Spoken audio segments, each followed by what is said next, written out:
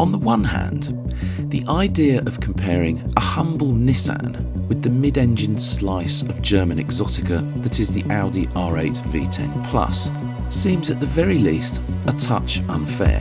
But then nothing about the Nissan GT-R Nismo requires any kind of an excuse. The Nismo is expensive, yes, but then it has some very trick bits up its sleeve, most of which are there to make it as fast as possible around a track. In simple terms, the Audi is lighter, has a fraction more power, costs a little bit less, but has nowhere near as much torque as the Nismo. To log our lap times, we enlisted the services of our old friend, Mr. Tiff Needell. This V10 Plus was introduced just over a year ago, and for an extra £14,000, you get an extra 70 horsepower, plus £7,700 ceramic brakes coming as standard. So it's really something of a bargain.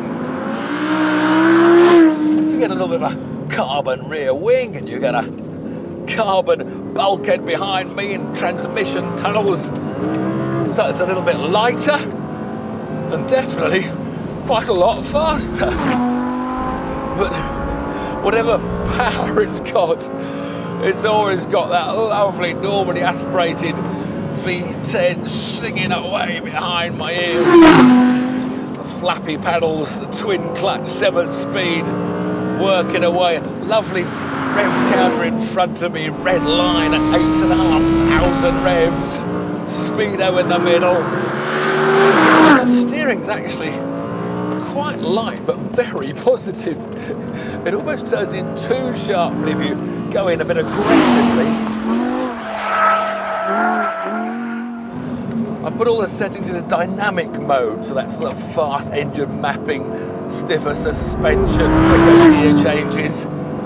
The ESP, of course, is in the off mode, so I've got to be a bit careful flicking in 602 horsepower because it's frisky. It weighs about 1,555 kilos or something, and just as I said, about 40 kilos, I think, lighter than the standard model. It's got great ride quality. This little Rockingham National Circuit's got little bumps and dips, curbs. 114 miles an hour. Flap the paddle, down the gears, catch a little bit of oversteer on the way in, catch the power on the way out. Give it a bit of a flick and you can have more oversteer than you want.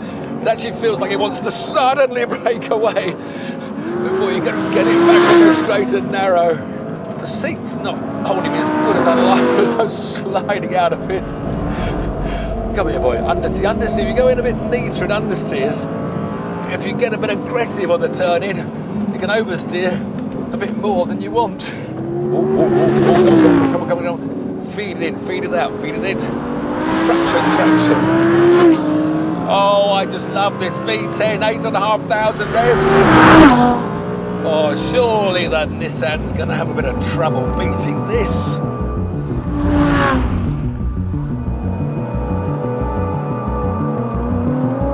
Straight away, we're in for a hell of a ride.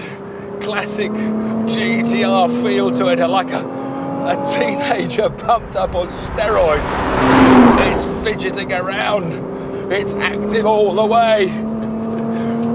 But before we get any further, about the shock to my heart about trying to drive it fast, it's the shock of the price. You only get about £5 change from £150,000. It's 12.5 grand more than the R10 Plus, and it's a whacking £68,000 more than the standard GT-R. So what do you get for that? Another 200 horsepower? No. Just another 30 horsepower. You do get a stiffer body shell, and you do get some fancy carbon fibre splitters, a carbon fibre boot, a carbon fibre rear wing, a really nice carbon fibre racing seat. But even all that only saves you 27 kilos, so it seems an awful lot of money for some very racy suspension, which I have to say is impressing me. but it still weighs 200 kilos more than the Audi. So with 10 less horsepower, surely it's going to struggle to beat the Audi. But then again, whoa, it's gripping the road. Certainly more impressive than the Audi in that respect. Oh, but it hops and skips. It's a real racy feel to it. Might not have as much power, but it's got 20% more torque than that Audi. And that's been boosted through these turbos developed on their GT3 race cars. But I feel like I'm hanging on to this. My heart's pounding. I've got the settings, I've got the diffs in R mode, which puts more power to the rear wheels, so it gets the back stepping out. I've also got the suspension in the R mode, stiffer even than doubly stiff. And of course I've got the traction control off. But I tell you what, it's gripping and going. Surely this actually is, despite its weight, going to be quicker than the Audi. I can't believe it's not going to be. Look at that, go, grip and go. Come on, come on. Well, one thing I didn't mention the Audi was it's got a soft brake pedal despite its ceramics, whereas this has got a lovely feel to the brakes. Stand on them and the pedal doesn't go soft like it does on the Audi. Oh. I'm going to have to be heartbeat checked after this. Oh God, hop, skip, go, go, go, skip, hop, go, turn, hop. Feed in the power, bit of understeer, bit of oversteer, understeer. It has both. It does them all in one go. This is going to be a classic race. This car feels quicker than I know. It's 200 kilos heavier. That's got to hold it back. There's only one way to find out, and that's to get the stopwatch out.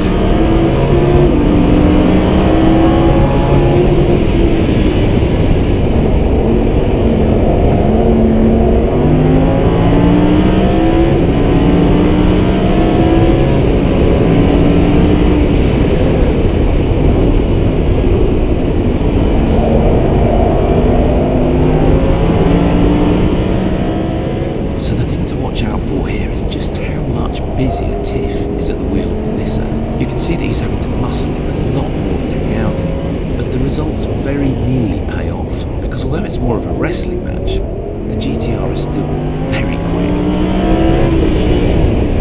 The actual apex speeds are almost identical through most of the corners, with the GT-R carrying a touch more speed through the slower stuff, and the R8 stopping slightly better and carrying a couple of miles an hour more through the uphill right-handers. But through the two long left-handers towards the end of the lap, the GT-R has the edge on pure grip and therefore speed, and that's thanks largely to its tyres.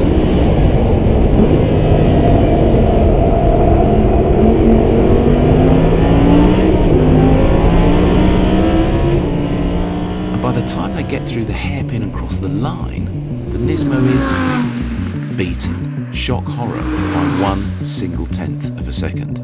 So there you go.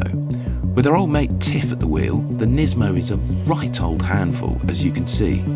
But the Audi is quicker by a fraction, just.